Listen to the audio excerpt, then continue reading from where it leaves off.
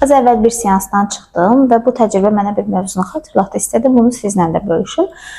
Çox vaxt uşaq tərbiyəsinə düşünülür ki, bütün məscid ananın üzərindədir. Atanın rolu yalnız maddi təminatla məhdudlaşır.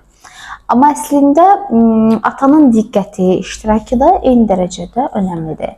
Yəni uşaq şəxsiyyətinin tam formalaşması üçün həm ana, həm də ata birlikdə çalışmalıdır. Yəni ailədə həmrəylik, birgə məsuliyyət uşağın inkişafında vacib rol oynayır. Mən həmişə demişəm ki, uşaq psixoloqunun işi uşaqlarla çalışmaq daha çətindir, nəinki böyüklərlə çalışmaq. Çünki uşaqlarla biz işləyərkən sadəcə uşağın özü ilə, onun problemi ilə işləmirik. Eyni zamanda burada biz kompleks terapiya həyata keçiririk. Uşağın mütləq valideynləri ilə, valideynlər arasındakı münasibətlə, uşağın ətrafı ilə, dostları ilə, hətta bəzən müəllimləri ilə, yəni hər kəslə biz bir yerdə çalışırıq. Ona görə də yəni burada tək tərəfli bir nəfərin üzərində bütün yükü yıxmaq həqiqətən də haqsızlıq olar. Yəni sadəcə bir belə deyək də olan hadisələrin, bütün problemlərin kökünə ancaq valideyni, ancaq anaya yükləmək, yəni bu düzgün bir yanaşma tərzi deyil.